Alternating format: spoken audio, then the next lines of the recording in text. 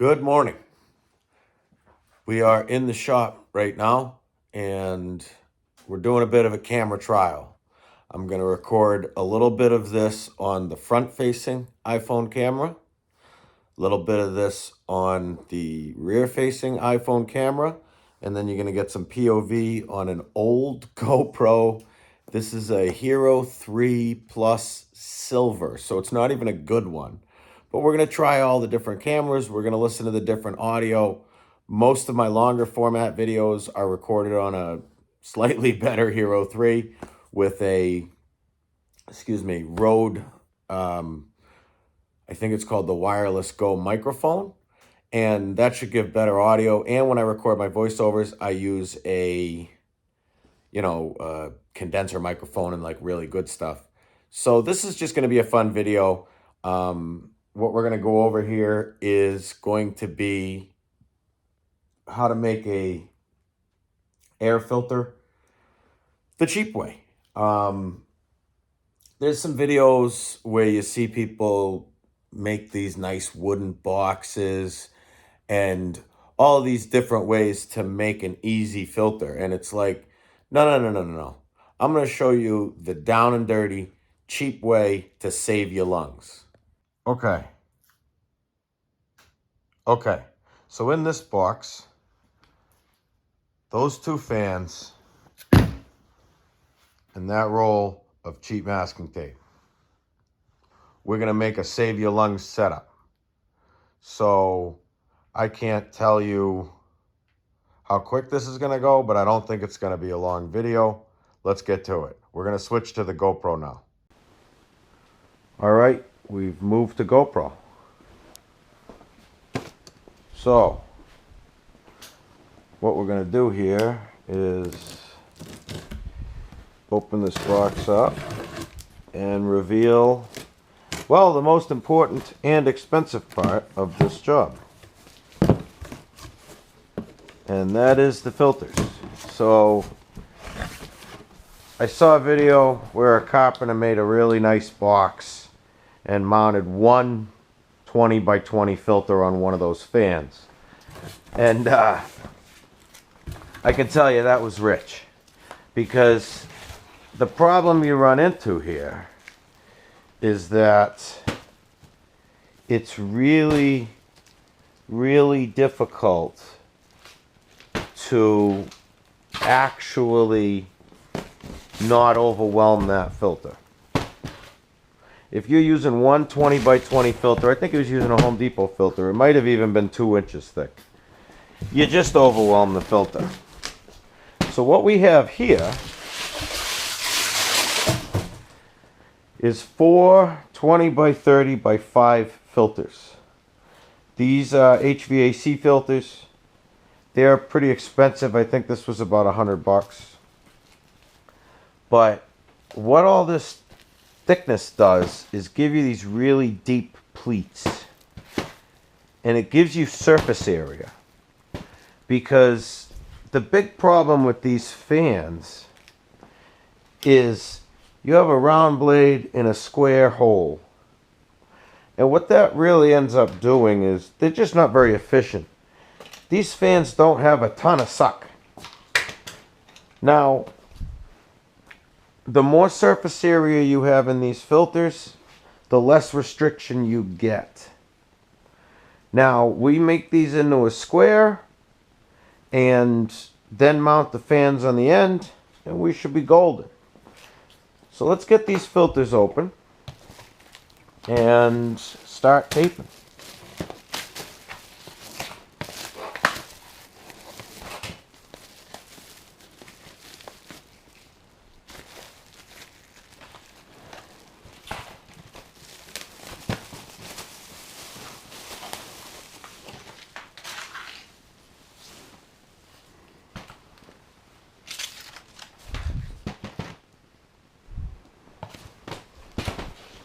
We'll use the knife.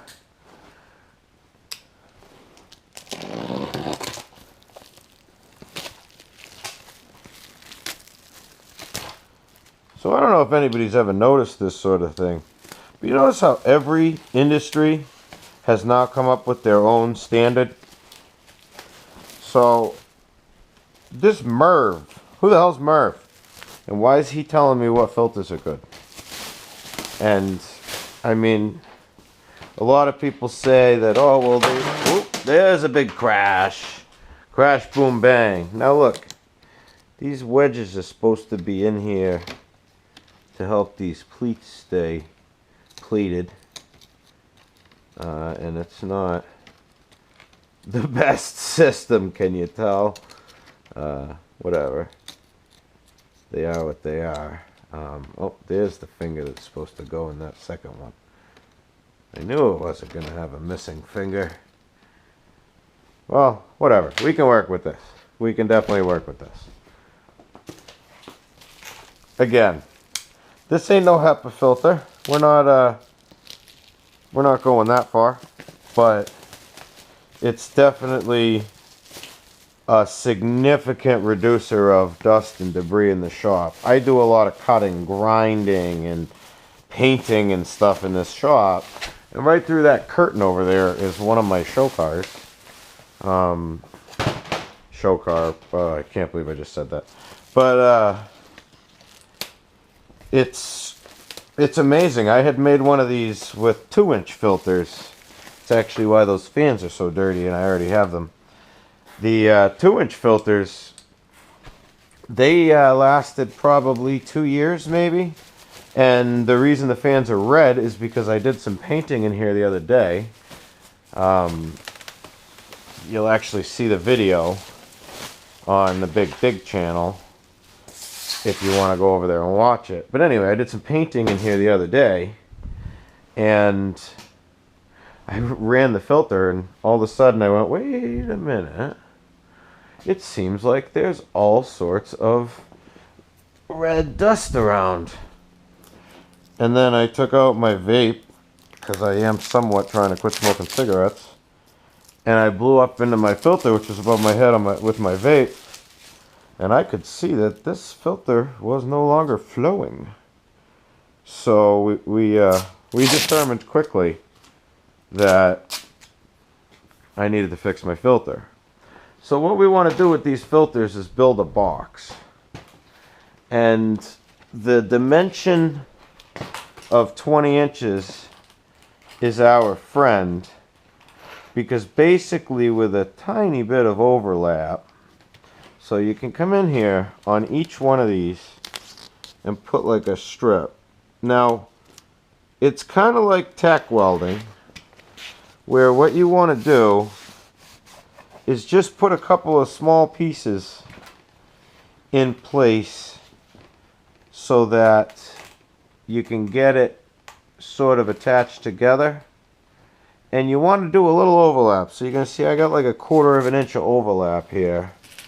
And that just gives a better bit of flange for the fan to sit on. These filters are tentatively dimensioned. And obviously you want to follow your airflow direction, which is in towards your fan. Fan's going to suck out of this void here. So let's show you how down and dirty an air filter can get. Recommendation: this tape sucks. Yeah, I forgot why I don't buy this stuff. And in my actual masking projects, I stick with blue tape. But, you know, I specifically wanted to make sure this video was going to be able to show you how to do this on the cheap. So we're just throwing a little overlap in there, as I said, to help have a little bit more surface area for the fan to go on. Okay.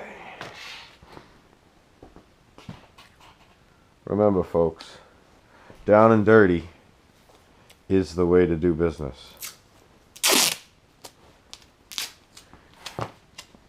It's pretty difficult if you start looking online at like a shop air filter.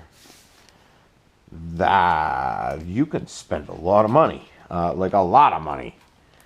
And when you spend all that money, you might end up going, you know, cheap on other stuff. All right, you know what? Let's hold off on this end filter here. Let's get these guys a little more secure. Yep. Because since we're not square here, nothing's real happy. Again, you can just sort of tack weld this in place and then really come in with your tape later and seal it all up, which is what we're going to do. God damn it. This tape is so cold. It's like 40 degrees in the shop right now. Talk about not motivating to make videos, but this is kind of what I got here, so we're gonna stick with it. I will eventually go up in the attic and get my heater, which is surely not conducive to videos because it is every bit of as loud as a semi-truck. But if it's warm in here, I will be willing to record videos. So I have a lot of stuff to get done in this shop. Figure at some point I gotta start doing it, and I'll bring you guys along. But so as you see, I'm just going through my corners, giving myself a little fat overlap, and taping things together. And this will start making this thing pretty rigid. It's actually surprising how a little bit of shitty tape, to be real, can make such a great unit. And it's because these filters are relatively robust. Mostly because, I mean, they do get hammered to death in an HVAC system. Like really badly. A lot of people don't replace these when they're supposed to be replaced, so they get a lot more pressure on them, or in a lot of cases a lot more vacuum on them than they should have. So they have to hold up because you don't need these things blowing apart and going through the fans in people's systems, etc., etc. Also, a really strange note for those of you that have high efficiency heating systems, and this should be of particular interest. You can't use a really good fan. So if you get a 95 plus, and they're kind of all the rage these days. How did I do this?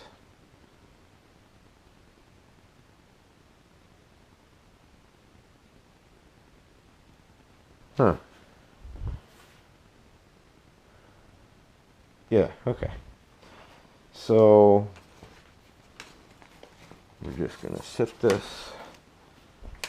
I had that so that it wasn't creating such a crap mess.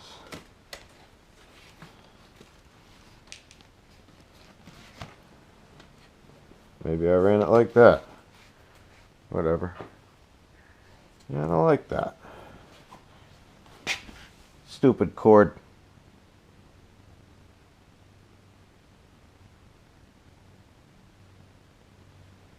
You know, they just don't design these fans to do this kind of crap. So anyway, if you buy, they call them 95 plus heating systems. If you buy one of those and have it installed in your house, it's going to come with a very specific air filter that they call an electrostatic air filter. And what it basically does is it uses static electricity to attract the particulate to a fine mesh of, I think it's actually a plastic mesh. And the mesh itself provides almost no restriction to airflow. And the big thing about that is that when you're running a system that has a really, really, really high efficiency heat exchanger, typically that efficiency is come upon by low restriction. And with low restriction and low pressure differentials, it allows very thin materials to be used, and those thin materials really, really aid in the efficiency of heat transfer. The problem is when you start introducing restrictions and pressures and such outside of the design parameters of those thinner materials, damage results.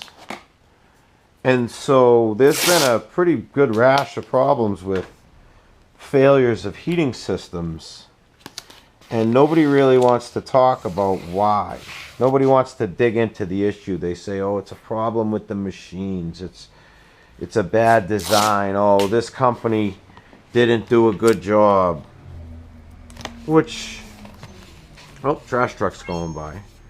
But oftentimes, I find it's us as humans that fail these machines. We can overwhelm any engineer's ability to try and make something foolproof. Like, it's the old joke, never underestimate the power of stupid people in large numbers. And it's the truth. It's like, if you send a machine out to enough people, you're guaranteed to find out how it breaks and every failure point it has. Because human beings are just amazing creatures, and we can destroy almost anything. Try to tape up everywhere you see a gap. This is really, you just want to make sure that the only place these fans can draw from is through these filters. So anywhere you see a gap, throw some tape, and you know, it really, extra tape doesn't hurt, not enough tape does hurt. And this is going to be it. I'll catch up with you guys once it's all taped together. Alright, there we have it, folks. The SS Filtertron. Use as much tape as you need to seal it up. Again, this ain't no HEPA filter. This isn't, I mean, we're not talking about hermetically sealed here, folks. But I did a bit of an iris pattern to make these round. The God's honest truth, you guys shouldn't have left me unattended. That's probably not going to do anything. It may even be detrimental to the function of the fans. But it looked good to me. So I'm going to hang this up and turn it on and see how it works. And I'll probably either give you a cigarette smoke or a vape test. Now I'm going to handle this right now. Yes, I smoke cigarettes. This is to minimize the effect of some of the crazy shit I do in here on my lungs. And actually, let's be real, it's mostly to keep the overspray and the dust and shit from getting on my other cars. And it gets dingy in a shop when you do all of this. All right, well, let me get it hung up, and it's gonna go up here somewhere. I'll show you that in a minute. All right, folks, time for the vape test. Let's see if we did this right. Okay, there's nothing blowing out of the filter, which means they're both headed the right direction. I don't seem to see any issues.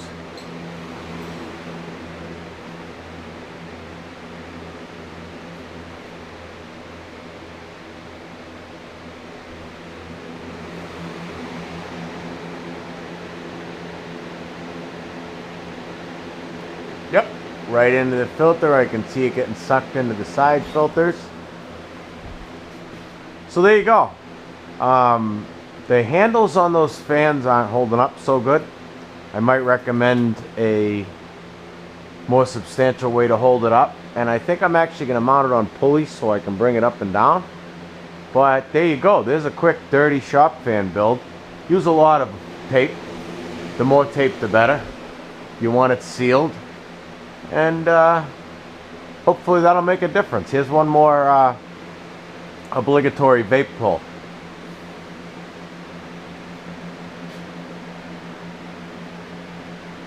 Yep. It seems to be working.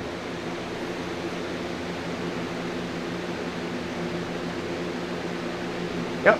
I think I like it. All right. Project success.